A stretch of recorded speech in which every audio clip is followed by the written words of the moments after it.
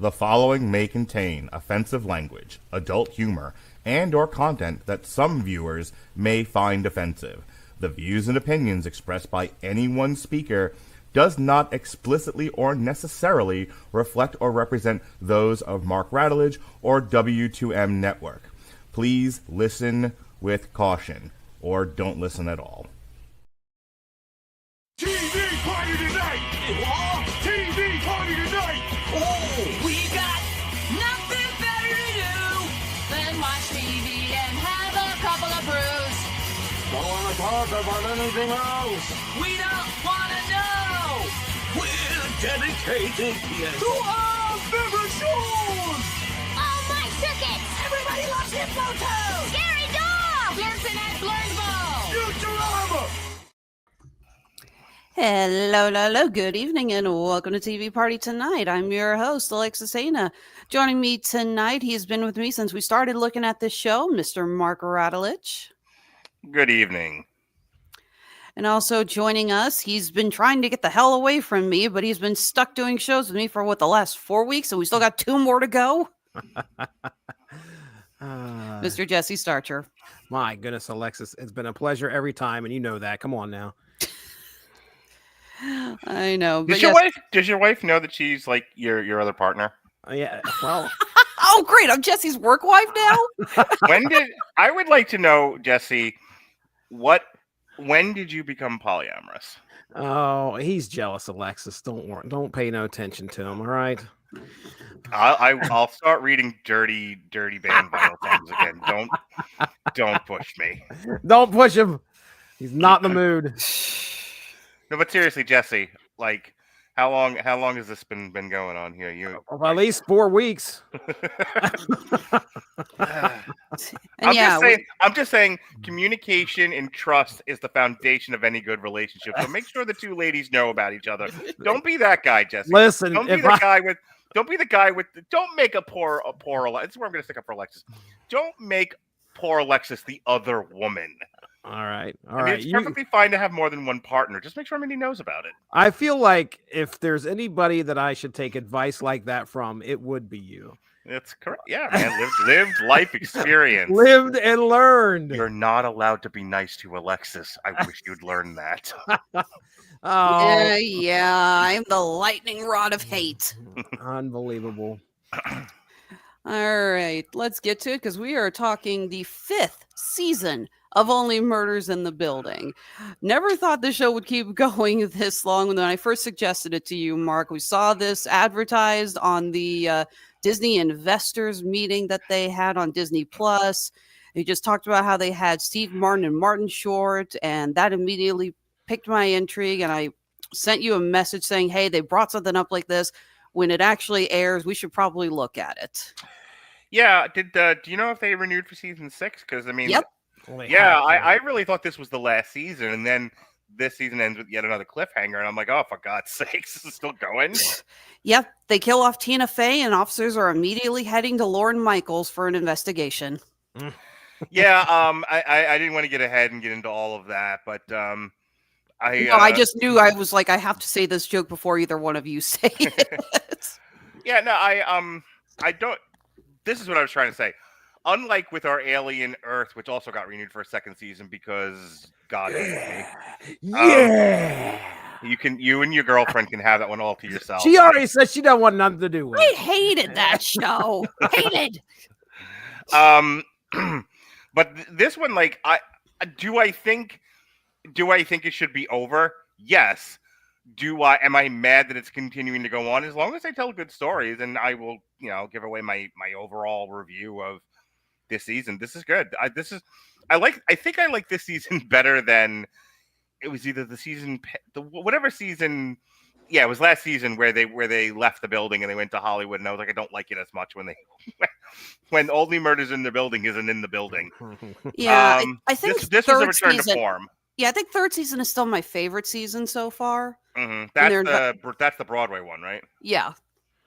Yeah, this one I think is better than the last season, and all I was trying to say is, and I'll let you get back to hosting your own show, they're still doing good TV. So while I think I could do without another one of these just because, like, I'm I like to see new stuff. I don't need to see 12 years of Cheers, 20 years of Seinfeld. As long as they're going to tell good stories, then I'm not going to, I'm not going to jump up and down about it. Like I said, at least it's not Alien Earth. Definitely. And yeah, that's the thing is that it's like, could this show stand to end? Sure.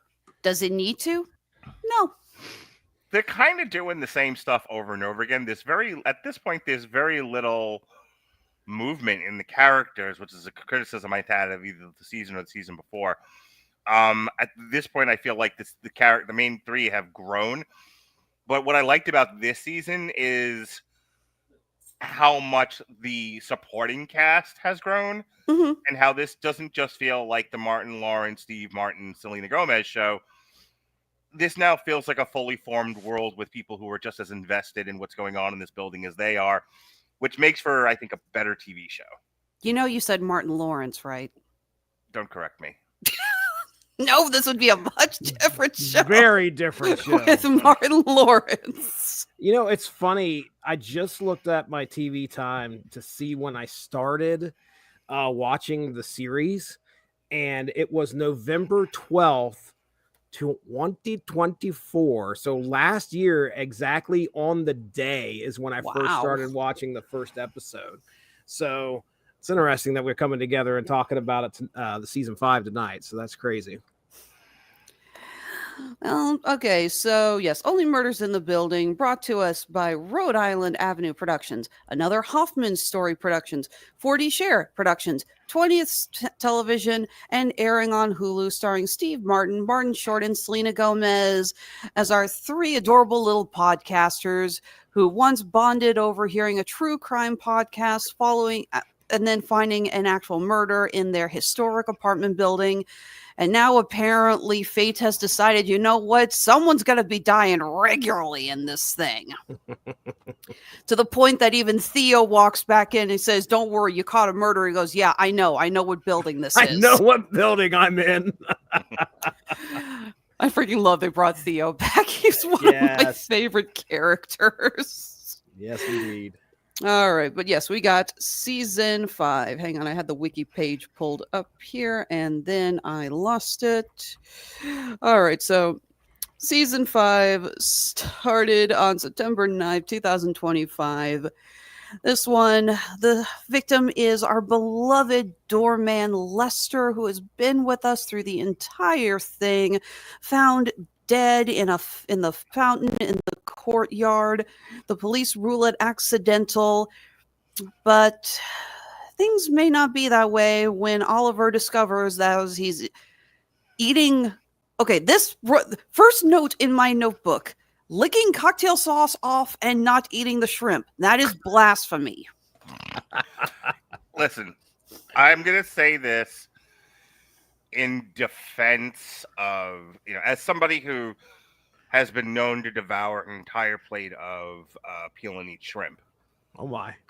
Cocktail sauce is damn good.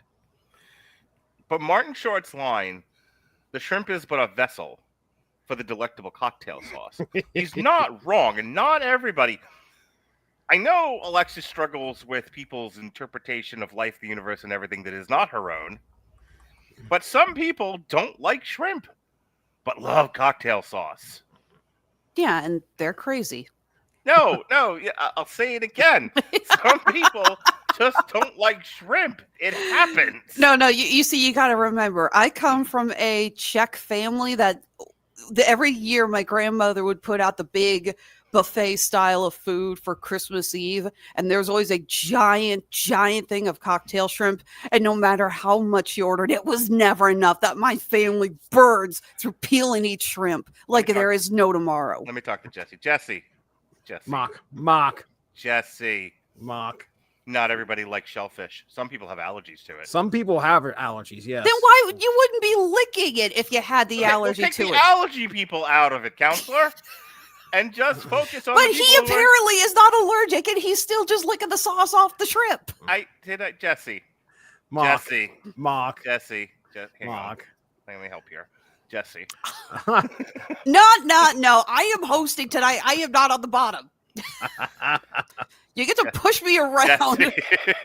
Jesse. Like, you get to push me around when I'm on Damn You Hollywood. You don't get to push me around when we're in my wheelhouse. I'm confused. Is there a way to push Jesse next to me on the bottom?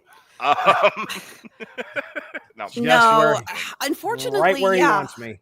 Sorry, mate. Again, not everyone really wants to, I'll tell you this. There are people, I really don't want to spend 20 minutes on this, but there are people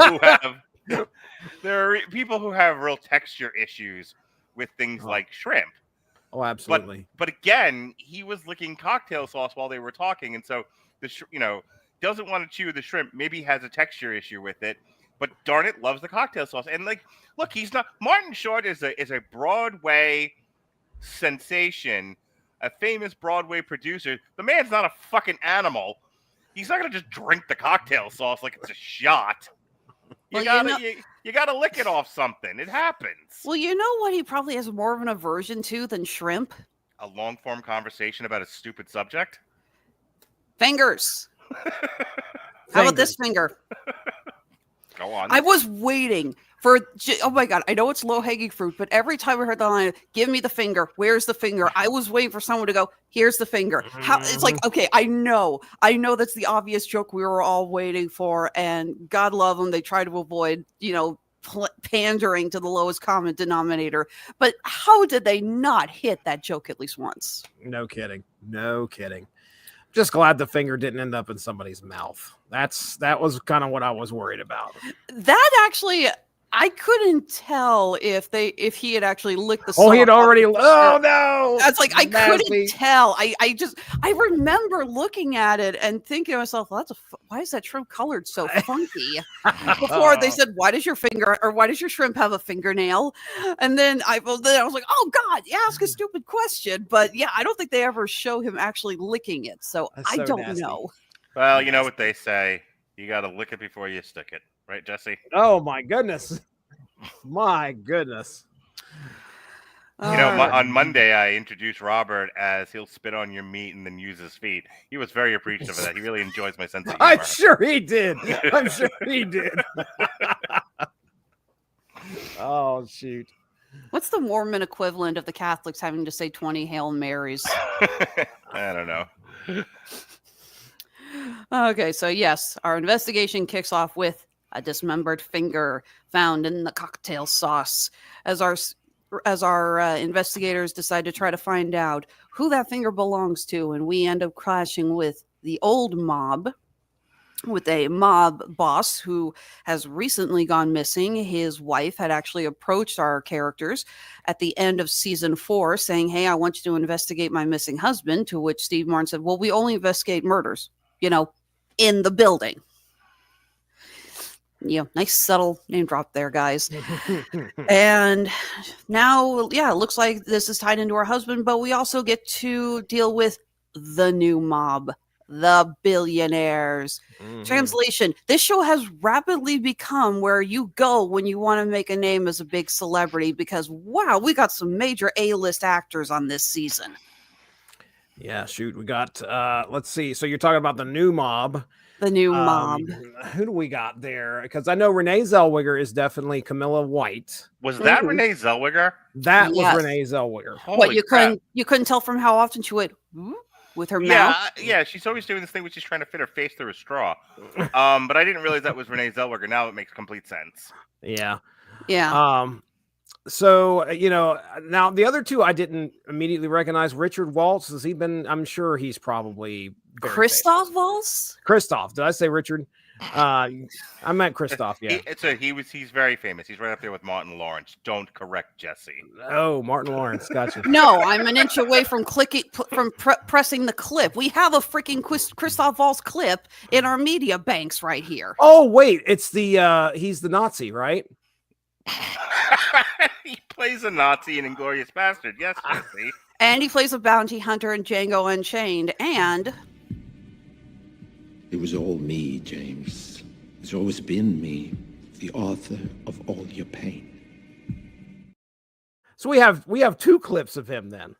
Yes. Right? Okay. All right. Well, yeah, yeah, there you go. Big name.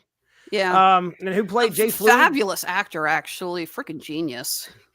Yeah, Jay he's pretty Flug. amazing. Was Jay Flug a big guy, big name? That is Logan Lerman, who has been in a handful of movies. His most prominent role was the first film adaptation of Percy Jackson. Been in a couple of other things. That would be why I don't know who the hell he is. It's been a while. I really liked him. He played Christian Bale's son in 3:10 to Yuma, which is actually I know that because that's like my all-time favorite Western film. Haven't seen it. Oh, it's great. But I've seen him in a few other things. He's kind of got a reputation of he can't act. Wonderful. Okay. All right. Well, we obviously have Ted Leone here. Speaking of old mob. Hey, Jesse, give me a whistle. There you go. Right. That one. Yeah. She is quite the fetching mob wife here. Mm-hmm. And I like the fetcher. oh boy. Nikki Cacciabilio. I've seen Bobby. Is it Cannavale? Carnival, yes. Carnival. We would have seen him in vinyl, but we can't find it anywhere. Vinyl. Yeah, I've seen 2 episodes. No, actually, I saw 1, which was forever long. And I didn't get to the next one yet. And then let's see who else showed up here. Keegan Michael Key playing the Mayor Bo Tillman. Yep. We have Beanie Feldstein playing Althea, aka aka congratulations on being like Dave Franco, that you were able to separate your asshole brother from your career so you could actually continue to have one. Who is?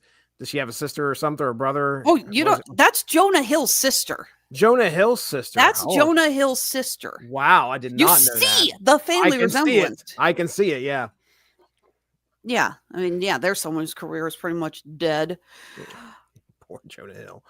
He's been in a lot of movies. He'll be fine.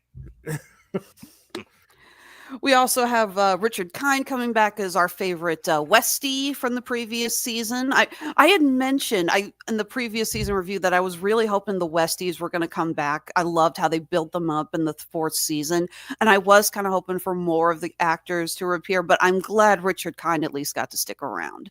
We talked a lot about him and how he is really, just not given the credit he's due as being a hilarious actor. Yeah, he's really good. He's really funny. And speaking of being able to stick around, tell me you 2 noted who was the voice of our new doorman robot. I had no idea until I read about it, so I had no clue that was Paul Rudd. Unbelievable. We mentioned I listened to our season 4 show while I was on my way back from Minneapolis because I could not remember enough of what had happened in season 4 and I wanted a refresher. And there's a part where we talk about him playing the Irish stuntman. Yeah. We were hoping and we said they need to find a way to bring him back in every season. And I wrote it in big capital letters. They actually found a way to bring him back. Exclamation point, exclamation point. Love it. Oh, man. And then I think that's about the big name list that is out there aside from Diane Wiest is also new this season. Maybe the Oscar winner, correct? We got a lot of Oscar winners. Renee Zellweger's won an Oscar. Christoph Waltz has won an Oscar. Let's not forget Glenn Close is back. Glenn Close, who continues to be Meryl Streep. Meryl Streep, yeah. Meryl Streep is back, continues to be the best performer in the entire cast. She is a great actress. Every scene she's in is amazing. Honestly, I mean, I've seen a few movies with her in it, but I think for some reason, I've really appreciated what she can do in this show more than I have in other films that she's done. Every scene she's in, her performance looks effortless. Right. She doesn't look like she's acting, but she's creating this whole other performance. And it's like, as somebody who scrutinizes this stuff and has a reputation for, shitting on things. Hi, Chris Bailey. We love you. Meryl Streep is a phenomenon. She is one of the, if not the best actress going right now. She is incredible. I will say right up there, because this is my favorite character, and speaking of recent Oscar winners, Divine Joy Randolph returns as Detective Donna Williams.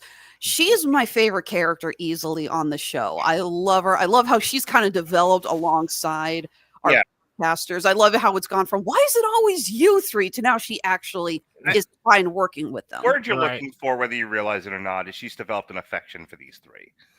she recognizes their competence, and she likes them as people. So she's different now with them than she has been in the past. As she's not treating them like a nuisance or a barrier of some kind. She's like, okay, you guys have demonstrated competency in this area. I'm going to trust you, and I'm going to help where I can.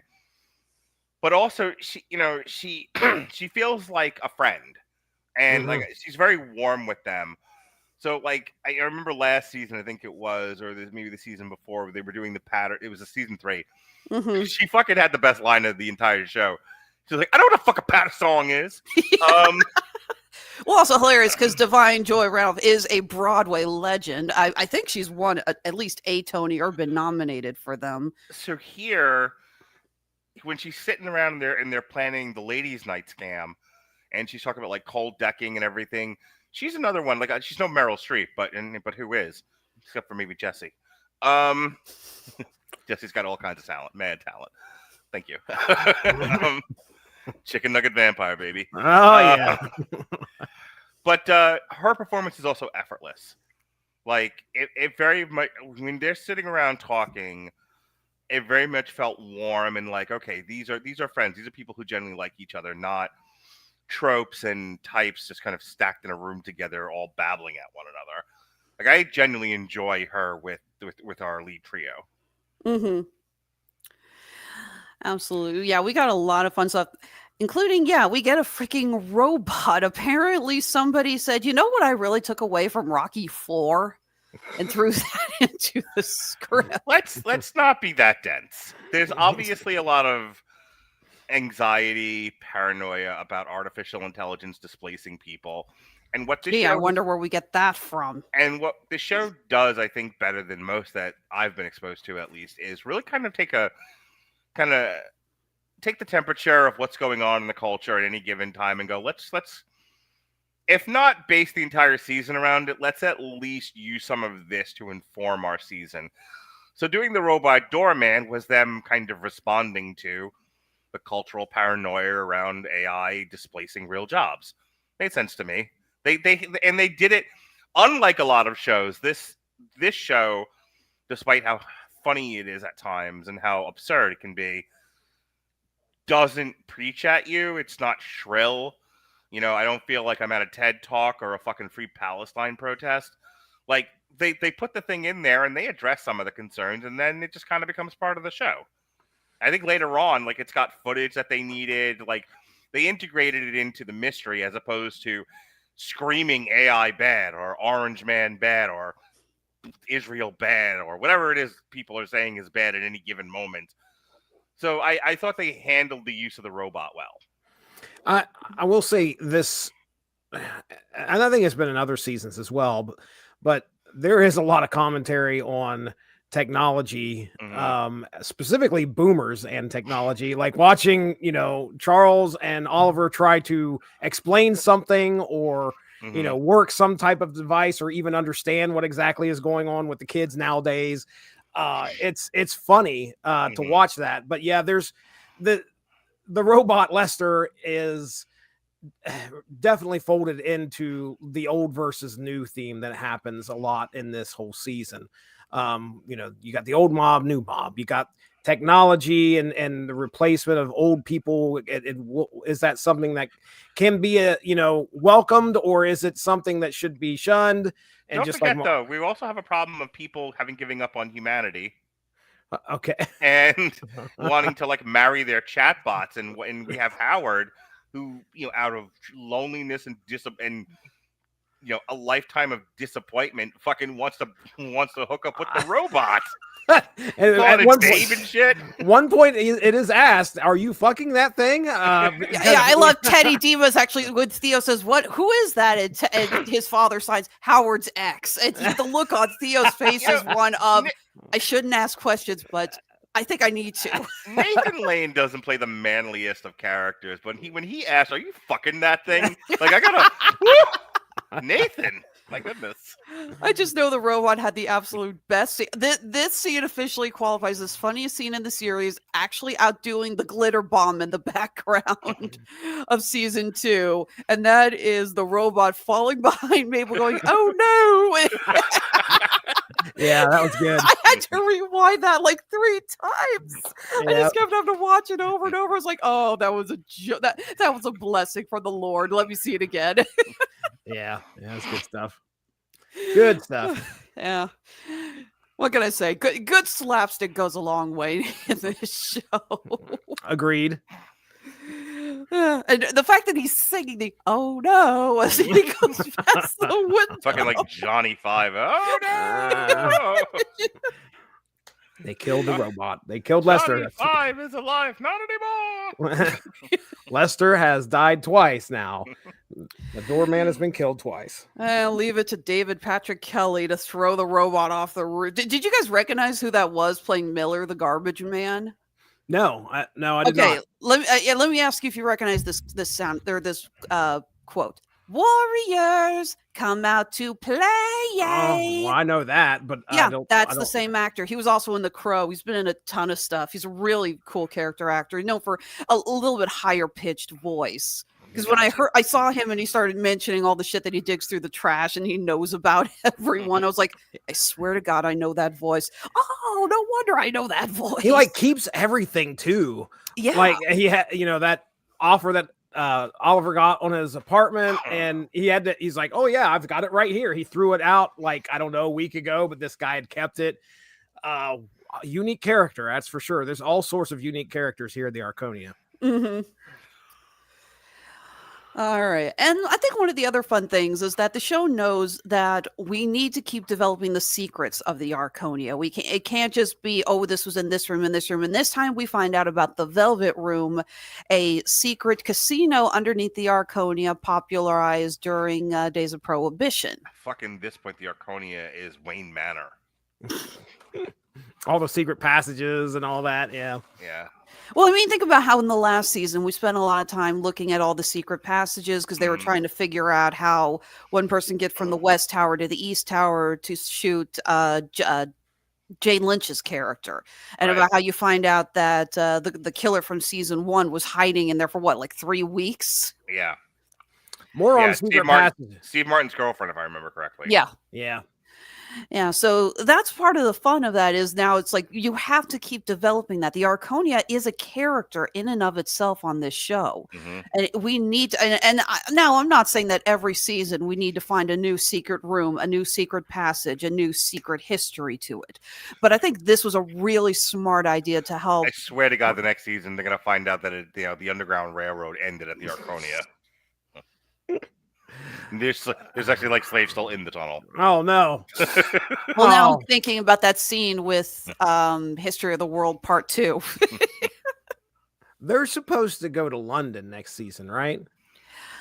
So yes, our victim at the end is oh my God, what's the character? Cinda Canning. Cinda Canning, Tina Fey's character, who's been around since the first season. She was the podcaster that our 3 characters were listening to in the very beginning. It was her show that brought them together.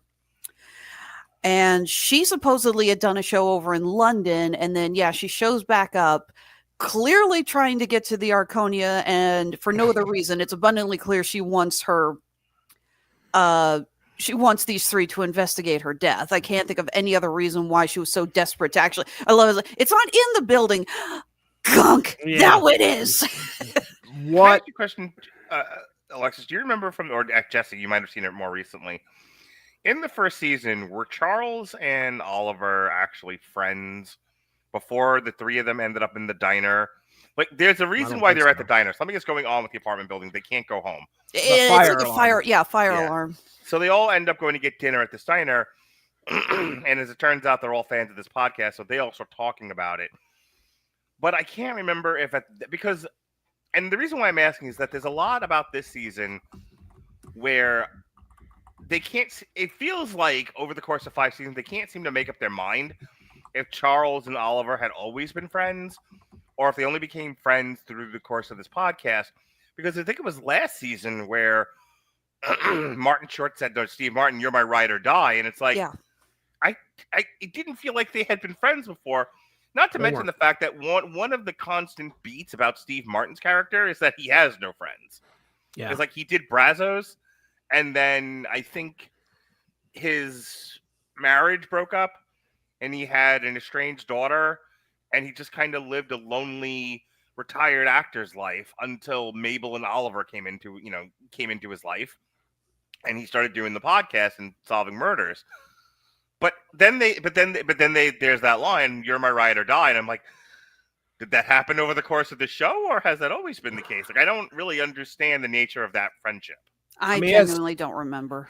It's they're loners at the beginning of this. They are all brought to the they're brought downstairs. I think they all decide to go over to a cafe, and then that's where they discover that each of them listen to that podcast, and that's kind of what starts them on the journey. But yes, none of them knew each other until they met each other during the fire alarm. So, fun little tidbit: we see in episode 2 that it was Lester who suggested they all go to that cafe. I'm just gonna say, okay, every season has a standout episode. This is episode 2 is this season's standout, even though if you actually do the math, the timeline makes no sense at all. But I love that we see Lester's experience in the Arconia and how he has interacted with all of these characters throughout the 32 years he worked in the building. And it is really good and really sweet. You see this guy who's like in his early 30s, like, I don't really want to be a doorman. I'm trying to make it as an actor. And how he changes and grows over one 40-minute episode. And it's so good. I'm glad the show made you care about this character and that you thought this was the standout episode. I don't agree. It didn't reach me that way, but this is a subjective thing and it's not worth arguing about. I'm just saying, I can't tell you if there was a standout episode of the season or not. I wanted to know who the murderer was. And I was kind of interested in some of the stuff they were doing, but I was only, not that it's a bad season, but I was only as invested in it as, one, we agreed to talk about it, two, I like a good murder mystery, but I didn't find this season to be more compelling than the first 3. And the story about like Lester, I'm like, I accept that this is revolving around him, and I accept your premise that they really went out of their way to make the second episode reach the audience. This might be just a me thing. It did not succeed with me. Yeah, I think why it stands out to me is not only does it show us like what an integrated part of the Arconia that Lester was, it shows him not only like being there at a lot of firsts. Like, I think when Charles first shows up at the Arconia, there's Lester. When Oliver's there, there's Lester. When Mabel's there as a child, baby, right? And then he even, they show the interactions that he has with her as she's growing up. So obviously the point of the episode is to make you understand that if you didn't care about Lester, the one guy, just a doorman.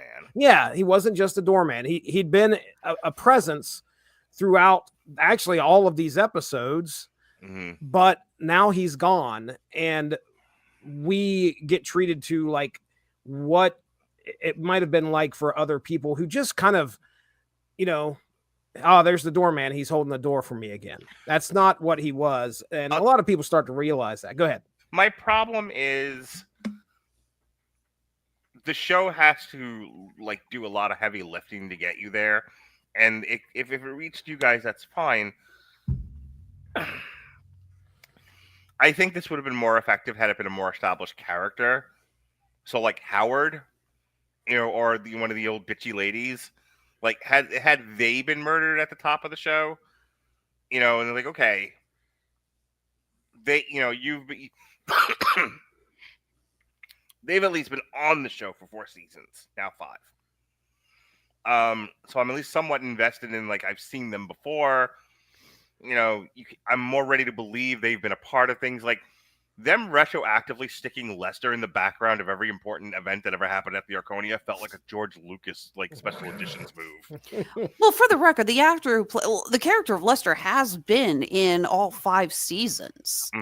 So again, this isn't like he just was never really there, and then look, we've had a doorman all this time. It's like no, the actor and the character have been there since the start. And it was so impactful on me. I didn't realize that. I think that I think Lester's a good choice because who else is going to know the building the best? Yeah, that's fine. And we also, this whole season kind of revolves around saving this building, and the heart of the building was Lester.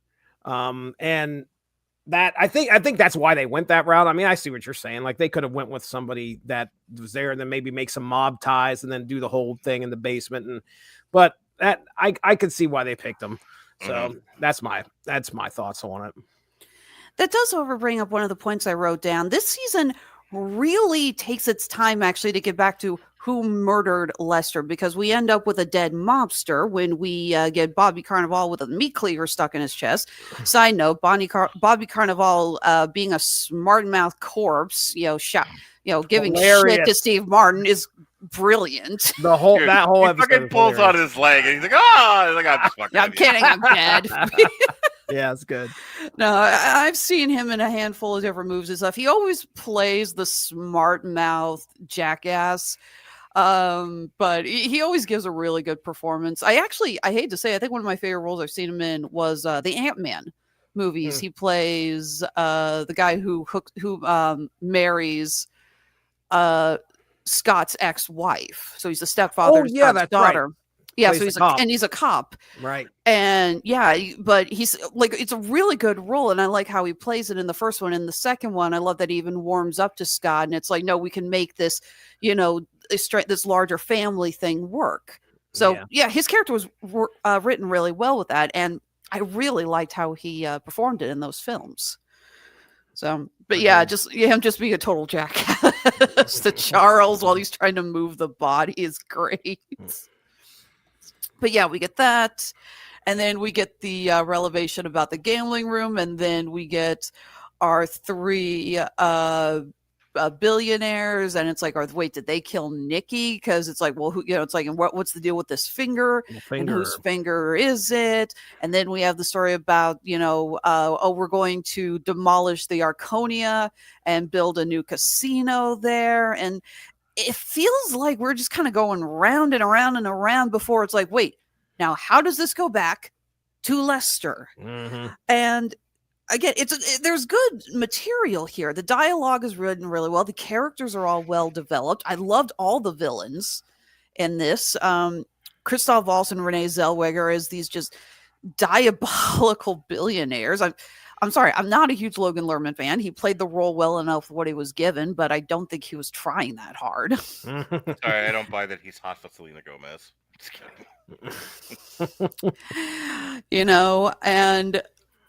And then so there's that bit. Hang on. My favorite thing was them trying to get Selena Gomez to smile. And there's one thing that really made me laugh hard in this entire season. It's them playing, them trying to get her to smile, and she's like, all right, maybe don't do this. Selena Gomez was manufactured as a teen idol from Disney. Okay, the girl knows how to smile. Everybody leans into some self-deprecating humor, which I think adds to the charm of the show. That was my only point. Agreed. But do we feel that, again, even though the story was well written and the characters were well played, did this show stray too far from the actual murder, from the case? Did too much get incorporated? I don't think so. I think in seasons past they got a little too up their own ass, actually, with the mysteries. I think having a couple of different red herrings and strands and whatnot. By the way, can't wait till we talk Clue on Sunday, Jesse. We get to talk about red herrings. Yeah, earlier I was about to mention, speaking of secret passages, tune in this Sunday. That was just a red herring. Wait, you guys are reviewing Clue on Sunday? Yeah, that, my cousin Vinny, and Truth and Justice, or whatever the fuck the movie's called. Yeah, Truth and Justice for All. Damn it, because starring Michael Richards. All right, thank you. Sorry, Clue's one of my favorite movies, but I actually haven't seen the other two. Trial and Error. Clue, Trial and Error. That's right. Clue, my cousin Vinny, Trial and Error. We're doing a Jonathan Lynn focus.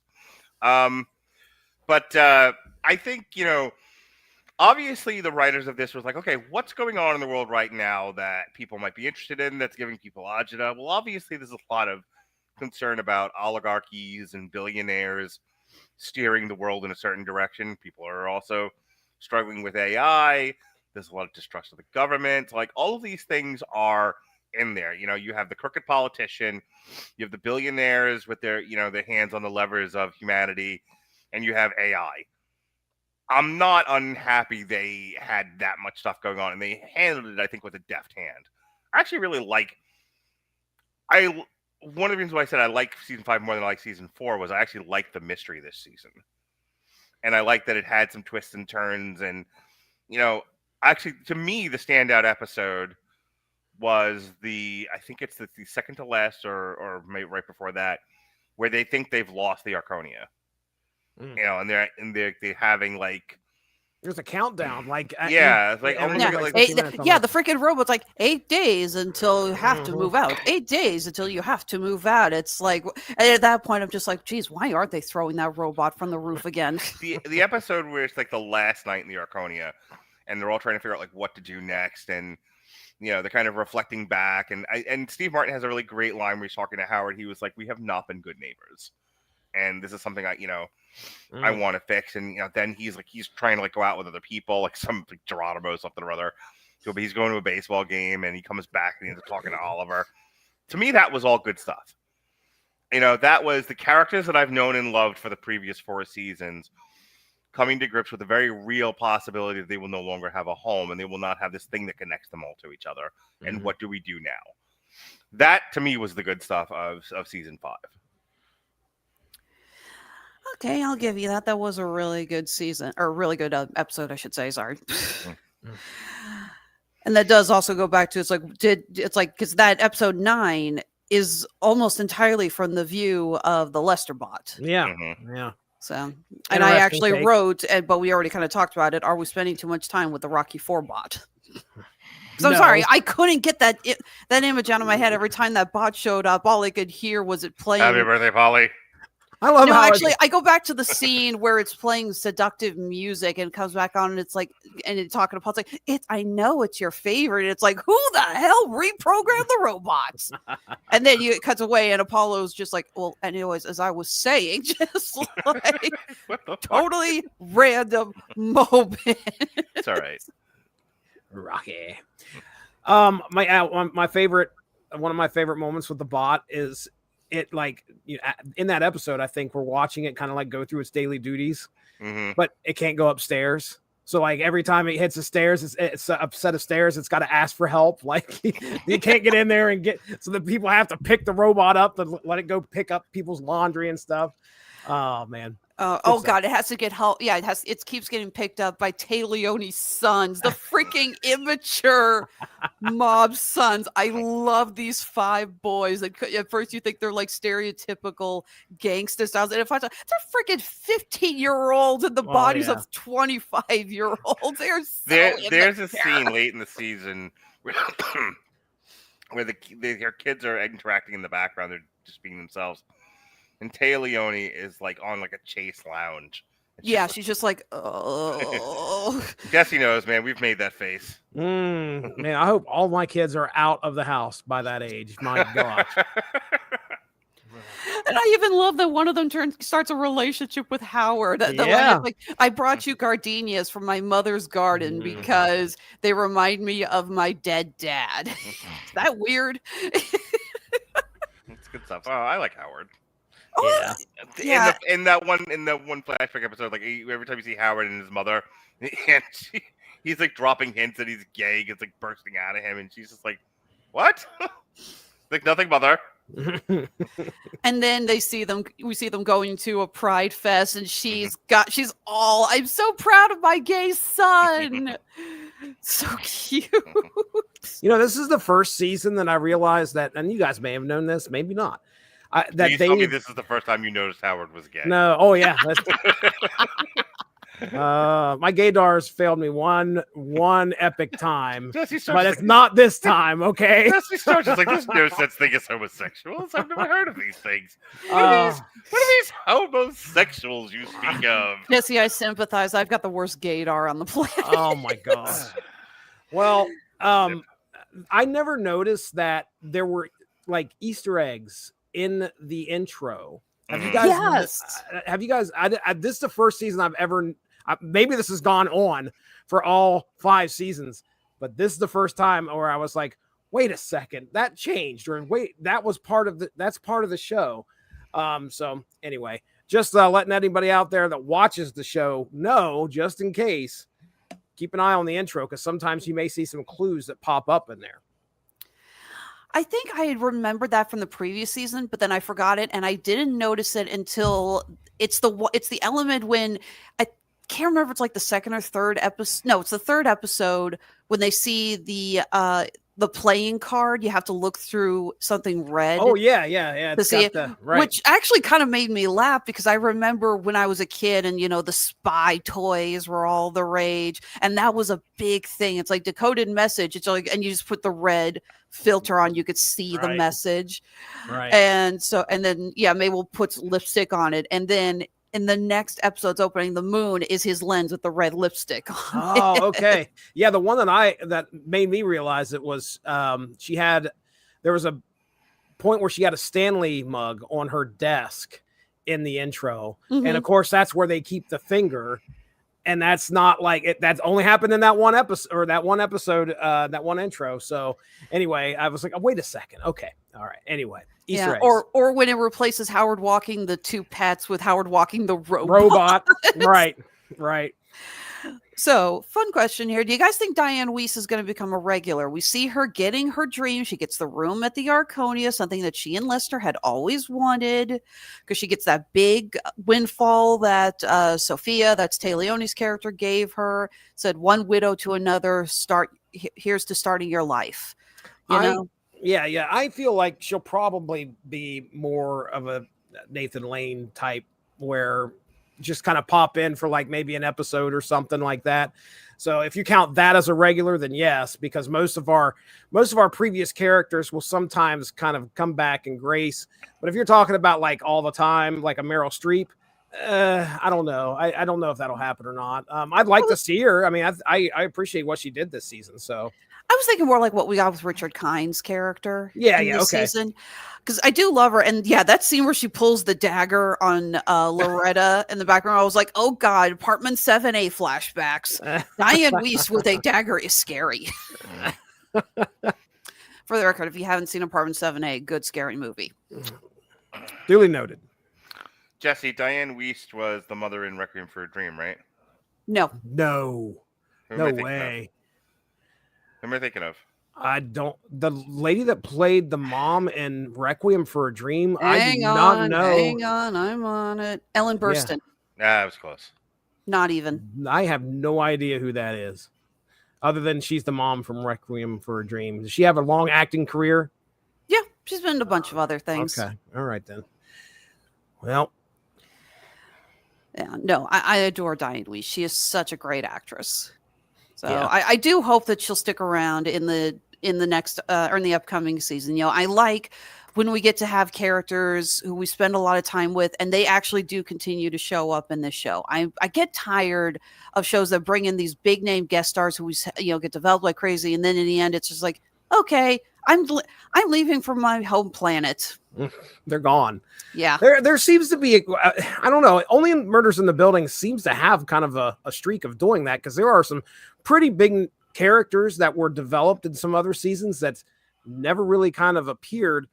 Didn't we have like oh goodness, was it last season where we had this like new person that ran the Arconia come in? I cannot remember. It was some lady that came in and they were having, anyway, it felt like she went away because I don't remember seeing her at all this season. Maybe she showed up in the big last final episode, or the second to last episode. But anyway, I feel like they've done that to a few characters where you see them a lot and then you just don't see them anymore. I don't know if V will be back because I feel like she's one of those ones that she's got her time here. let's make room for some other people next season, possibly. Of course, if we're heading to London for a little bit, I don't know who all is going to be coming with us anyway. The only other thing here is, what did you guys think about Keegan-Michael Key as our mayor? And spoilers, our actual murderer. He plays a really good version of himself.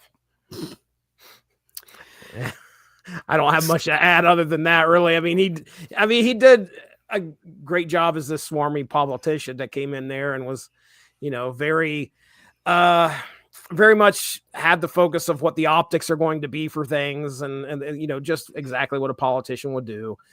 Being the actual murderer, though, he covered things up. I don't think he intended to kill Lester. I think he right? I mean, because he pushed him, but he wasn't like trying to straight up murder this guy with any type of. That's why they thought it was an accidental death. By all accounts, it looked like Lester had just tripped and fallen and hit his head on the stone in the fountain. Right. So, he was just kind of like this politician that made the wrong decision. Yeah, sometimes a suicide be done to you, right, Jesse? No, is this a Wire quote? I mean, it's kind of a paraphrase. It's a paraphrase. And no, Keegan-Michael Key, he's not like the greatest actor in the world, but he throws everything he has into his roles. He's one of the few actors who his main shtick is screaming at the camera, but unlike Will Ferrell, he doesn't annoy the piss out of me. Like, he seems more animated screaming than Will Ferrell, who, isn't acting like a human being. So very true. I love his. I also give a lot to the fact that he's such a great voice actor. I mean, I always forget he's the freaking voice of Toad in the Super Mario movies. Yeah, everyone talks about how great Jack Black was. How many pairs of pants have you stained since they released the Super Mario Galaxy trailer? Still looking for the finger. Still looking for the finger. Okay. I have no problem. Did that happen today? Yes. Yeah, okay. Yeah. No, I'm excited. I really am. I can't wait to hear all of the asshats online screaming, Brie Larson's voicing Rosalina. I can't masturbate to that. Whoa. Sorry, you didn't have to be on that old Marvel podcast where I can't even remember the dude's host constantly talked about her flat ass in her Captain Marvel costume. Jeff, who used to talk about how Brie Larson was built like the number one. Yes, him. You couldn't remember Jeff's name? No, I have successfully blocked almost all of those moments from my brain after the last time he went off on me. Hey, remember all those times Jeff would play the Batman trailer in every podcast? Remember all the times he would talk about all the hot dates he had on Bumble? Yes. Remember all the times Jeff started off his podcast with 30 minutes of fucking Dave Chappelle clips? Yes. So I was on there about a month ago.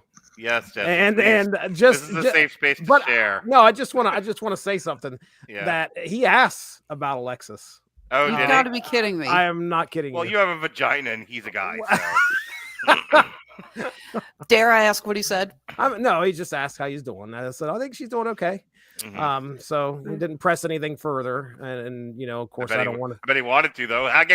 Oh, look, I'm sorry. Last time I heard from him, he accused me of trying to overtake a show because I was asking questions to a guest, and I just kind of stepped back and said, "You know what? I think I'll just go stick with Mark's show now. Thanks, bye." Yeah, she enjoys my abuse. You got two evils. The lesser of two evils. Well, thankfully, I don't have to deal with constant, I don't want to say like sexual harassment, but inappropriate dialogue. I mean, thankfully, you keep your stories about what you find on FetLife to a minimum. That's not my fault. Can't put that out in the world. FetLife. We'll talk about. I'll show you. I'll help you make your FetLife profile later, Jesse. I have no idea. Jesse, No are you still? What is it? A bratty submissive? Is that what it was? Yeah, I believe that's what I scored. Yeah. Do you want to redo that? You want to see if you score differently now that you're educated? I don't want to ever do that again. Ever. Okay. Ever.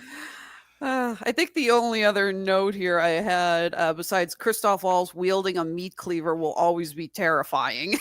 I'm kind of done though with like the Steve Jobs like semi-autistic computer billionaire. It's been done to fucking death, including the outfits they always get. They always make them look like, they're from Logan's Run or some shit. Like they're always like wearing like the plain gray jumper or black. whatever. Yeah. Yeah. I'm like, I'm just fucking over it already. Like, can we like Steve? We're also mad at Steve Jobs for I don't know what fucking reason that we keep doing that type of character over and over and over again, and they're always an asshole. And it's like, all right, like, can we not be okay with some people who have done some pretty amazing things in this world and let them just be a little quirky? It's like, no, we have to tear down every single successful person ever. I did laugh really hard when Steve Martin asked him how old he is, and what was their response? Like, depends which organ you're questioning. Like, again, people with money don't want to die. They don't, they want to do stuff. Like I know we struggle with this stuff sort of thing now, but I actually look up to people who are like, successful and like make good business decisions. And yes, somebody listening to this is like falling all over themselves to jump on TikTok to go, yes, but look at all the bad things they do. And it's like, I would not want to live in a world without some of the most successful people, who have created great things. And do you know how many people corporations have employed for the last 100 years? I have no problem with great people being paid what's rightfully theirs. I just believe that they should pay what they owe to the rest. Yeah. Yeah. I'm not fighting you on like should they get all these like tax breaks and whatnot. Like the whole. Yeah. No, I'm a big tax the rich pusher. So that's fine, which is not something I'm arguing. My point is, if tomorrow, Alexis, your company makes $1 billion, I'm not going to begrudge you that, and I wouldn't want to live in a world without you being able to do that.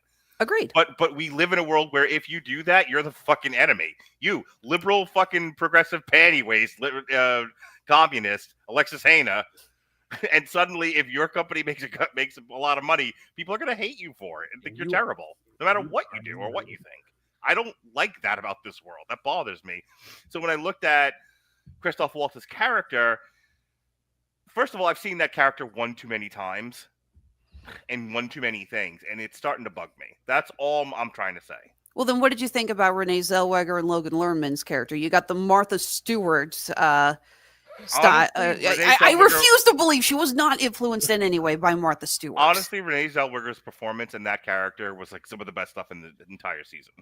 Like I enjoyed her as one of the villains. I thought she was great. She kind of reminds me of like a taller, prettier version of the evil teacher old lady from Harry Potter. Dolores Umbridge? Yes. Okay, I could see that. And any thoughts on Logan Lerman's character? I don't believe he liked Selena Gomez. Okay, if that's all you're going to say about him. Got it. I also think he wanted to bang the robot. He had already. At this point, Mark, I'm waiting for you to admit you wanted to bang the robot. It's not my type of robot. You don't want to bang something with Paul Rudd's voice? Ugh, gross. Digital mustache. Okay, again, if we don't get Paul Rudd returning in season 6 somehow. Oh, yeah. He's like, we have started something. We have okay, you know how John Ratzenberg used to be in like every single Pixar movie and it was considered good luck? Now we have to continue this tradition. Paul Rudd's got to appear somehow in every single season now. I like it. Was there any other points that I missed that you guys wanted to talk about other than looking at the studios at Wandify and wondering, geez, when do we get a studio like that? I am going to share my screen. Y'all remember how to... Yeah, I got it for you. Y'all ready for this? Oh, sorry. All right. Me, once again, Alexis and I are fighting over who gets to press buttons. You'll not press a button. I press the button. The buttons. So, yeah, this season I went and grabbed all my favorite parts from TV Time because usually a lot of people gravitate towards the same funniest parts of the show. And it's pretty easy just to find something that kind of sticks out there. So I'll go episode by episode here. Our first episode, the funeral scene, where Steve Martin is trying to like get the watch, I think is what he's trying to get. He's trying to get a watch. He's trying to check how many fingers Lester has, because instead of doing it like this, he's doing it with his finger or his arms down at his side, so you can't see if the chopped off finger belonged to him. Yeah, that's the thing is they think right now they don't know if Bobby Cannavale. They know he's missing. They don't know that Bobby Cannavale is dead. They have a finger and a dead doorman, and the dead doorman isn't doing the coffin rest with his hands. Right. He's got his hands by his side. So they're thinking, well, it was clearly done because he's missing a finger and someone's trying to hide it. So Steve Martin's trying to verify if they're correct at their hunch. That's what's happening there. Okay. And then so he's got a watch that he's pretending to try to put on him, if I remember correctly, or something along those lines. Anyway, some way to get to it in front of everybody, God and country, right here and at this funeral, which was hilarious. So yeah, I grabbed another picture of that. This was the moment where we were talking about where Lester was getting to meet everybody when they were first coming into the Arconia, which was really cool. When they got the dead body in the elevator. I smell, okay. Yeah, that's good stuff. It's like, well, what else are they going to do? They got to find some way to explain that stench. I'm pretty sure dead Italian mobster doesn't smell like peaches and cream. Right. Smells like Italian sausage. Oh, no. They talked about, like, somebody had pointed out that this was footage from an old Regis and Kathy Lee. Oh, yeah. Oh, my God. I forgot I wanted to write that down. I wanted to look up if that was an old episode that Steve Martin actually did appear on as a guest, and they kind of deep faked what they actually said. That's what they said here. It came out in December of 95, so apparently it was. That's really creative. Yeah. Okay, I'll just read it here. In my room with Tumblr. That's a pornography site. Not anymore. They ruined it. Oh yeah, where Charles is taking the testosterone in quotes, and he's being followed by cats. Apparently, he believes his pheromones are being, and he's like, I'm fighting the urge to pick you up right now. And then he ends up picking up Oliver and carrying him, and then we find out he's actually part of the placebo group. I do love the timing on the joke. Like, and I'm being followed by cats. Pan over. There's a cat at the window. Just such good timing on that joke. Yep. A lot of love for these two, which I mean they did have some chemistry for sure, and it was funny. Téa Leoni and Steve Martin here. So somebody put, I've never met someone with such bad luck with women before until Charles. Poor guy. First a killer, accidental marriage proposal, mob wife, and now catfish. He gets catfished. By Christoph Waltz's character. Yeah. Hilarious. I do love the bit when the detective's just like, give me your phone, you're being catfished. Yeah. So matter-of-factly. Stay off your fucking phone.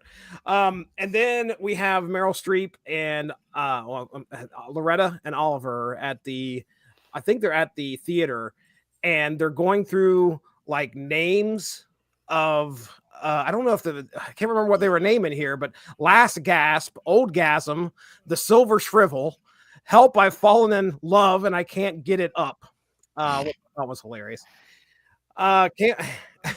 When they're battling the billionaires at a game of Celebrity, and they win the game because of how much Oliver has hated some of the other people and about him, which was pretty funny. That actually was really great because at first it's like, oh god, the subject is Broadway, and they're like, damn it, Oliver's they have no idea, right? But I love it because they have clearly been paying. Either Oliver is the most repetitive human being on the planet, or they are good enough friends that they have paid attention to every single one of his complaints. Yeah, that's true. That's true.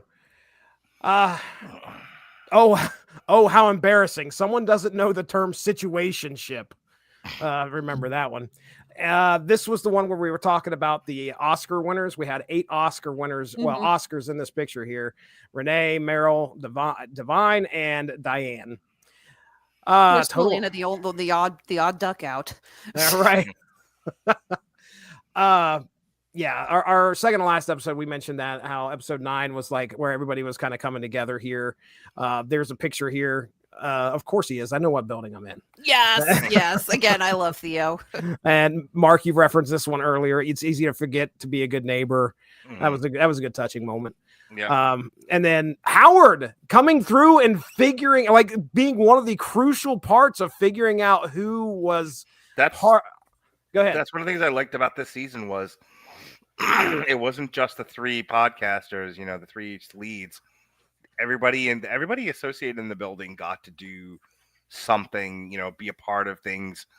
Even if it was just a funny line, like this felt like the most lived in universe of any season prior. Like, we talk about like you're the star of like your own universe, but you're an extra in somebody else's.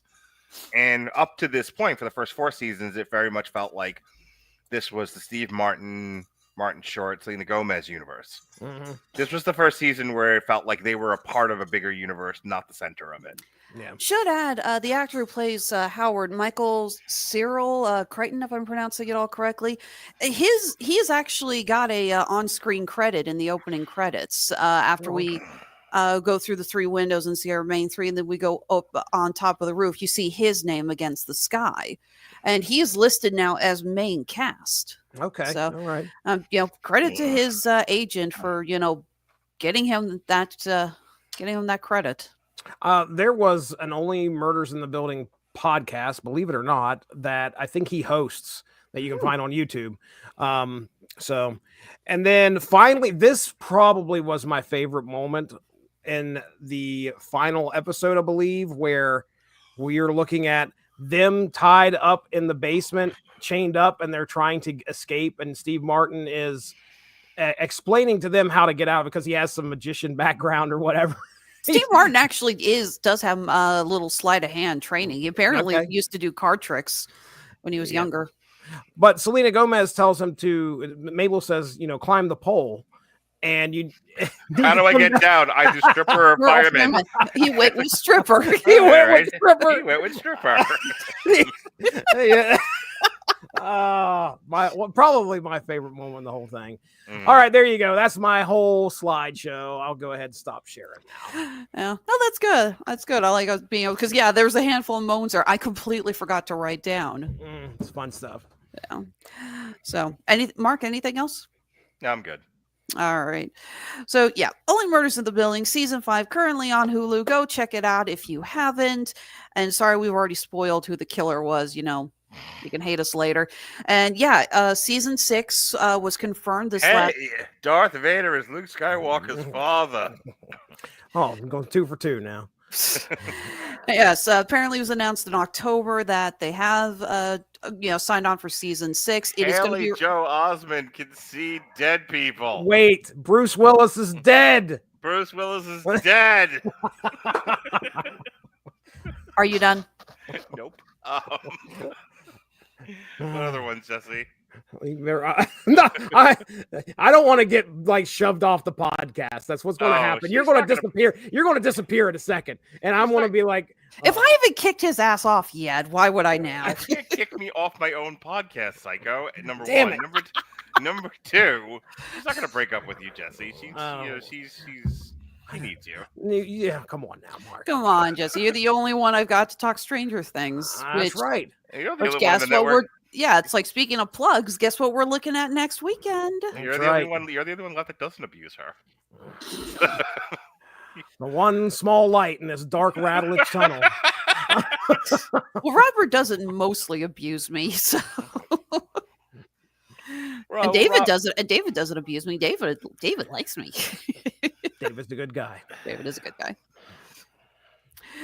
All right, but yes, let's go ahead and move into plugs. So yes, like I said, Jesse, you can't escape me just yet. We still got 2 more weeks to go, man. I cannot 2 more shows. Wait. Next week is going to be a blast, man. One of my favorite seasons of Stranger Things. I cannot wait to talk about it.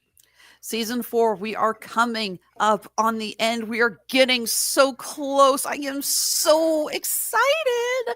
And yes, Season 4 is one of the absolute best. We're going to talk about the best new character who is introduced into the series. And we're going to talk about Vecna, the villain, and how everything is starting to tie together. And it's going to be so much fun. Oh, we get to talk about Robert Englund getting a cameo role. Oh, yeah. Come on. Right. That is so cool. Right.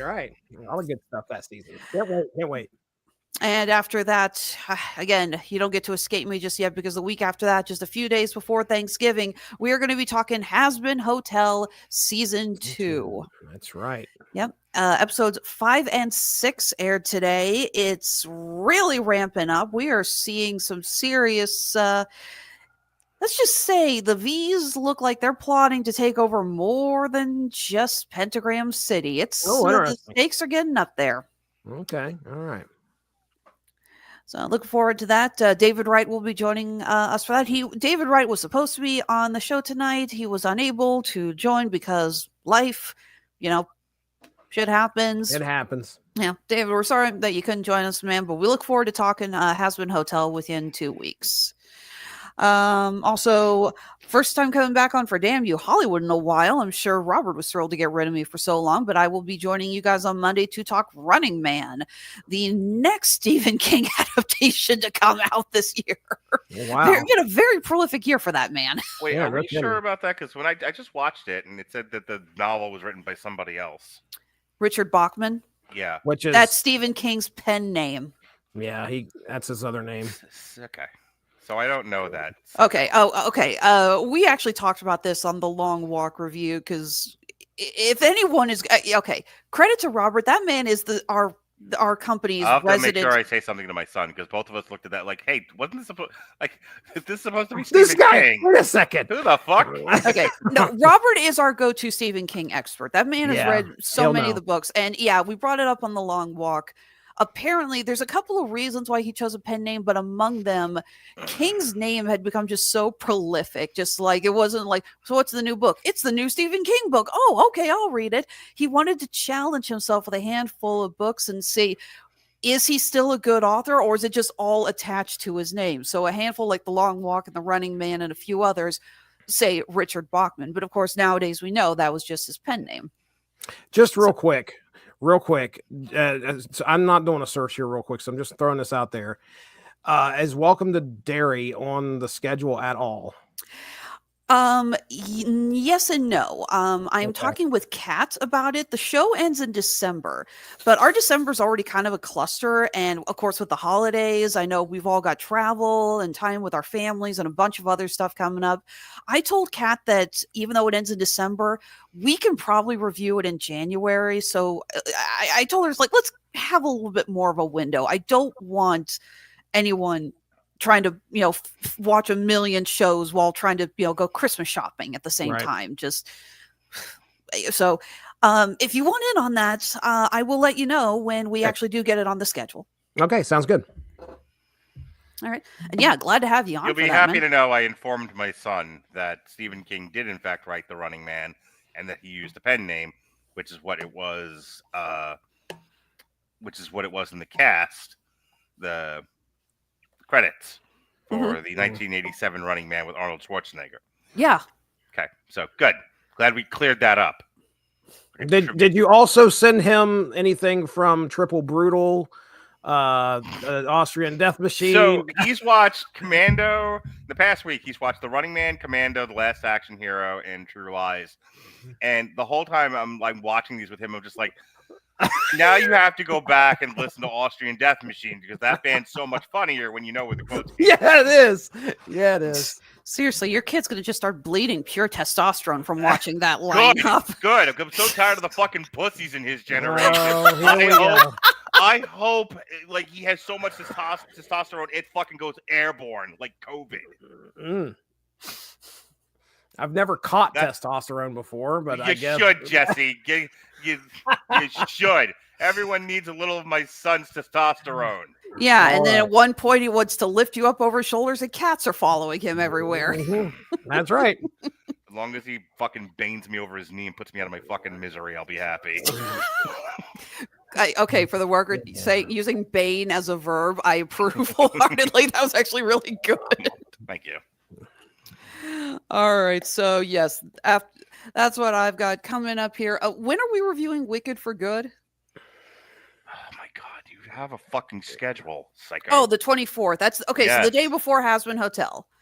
I'll be back on to talk Wicked for Good. Wicked for Good.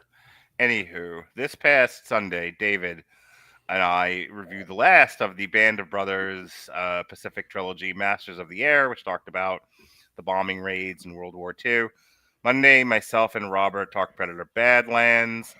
Tomorrow, Kat, Sean, and I will be doing an on trial for the aforementioned 1987 Running Man.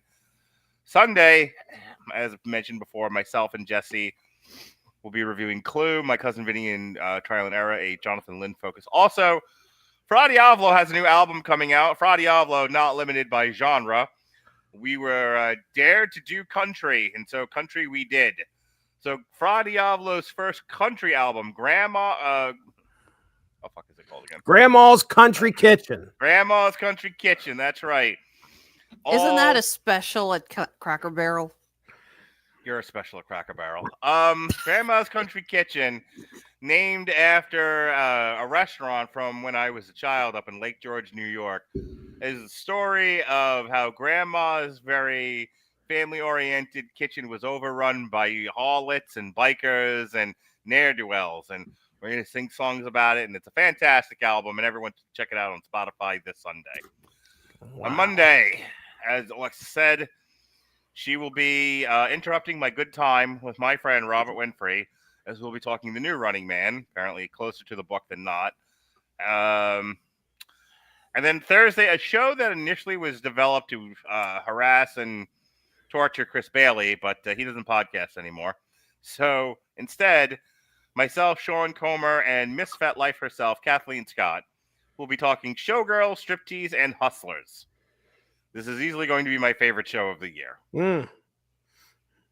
And when I don't have to worry about Alexis inviting herself on. With all due respect, Mark, I've done. Okay, what was it? We said it's like after Hasbin Until, that's what, 7 weeks in a row of straight TV. Of all volunteer work. Just let's be clear. Yes, but for the record, I am looking forward to at least taking 1 week where I don't have to binge a TV show. Better you than me, sister.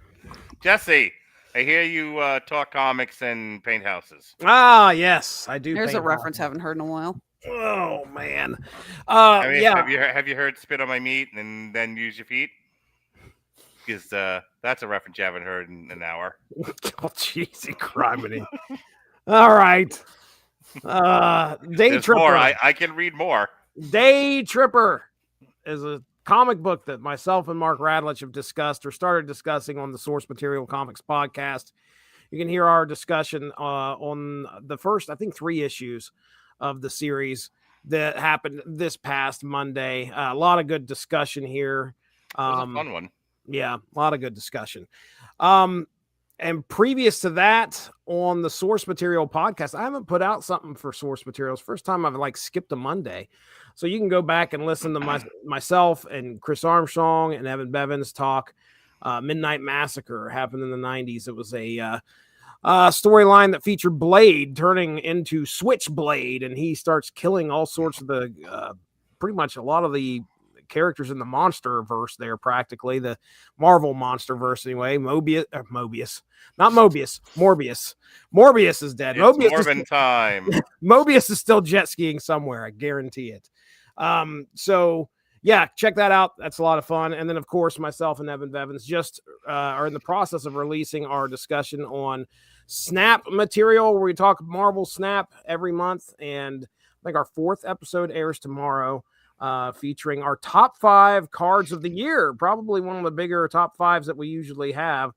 And we have a lot of fun. And yes, AI gets involved, where I threw in all of the top 5s from the past since we started the show. And I said, I said, come up with the top 5. What are the top 5 that we should have talked about?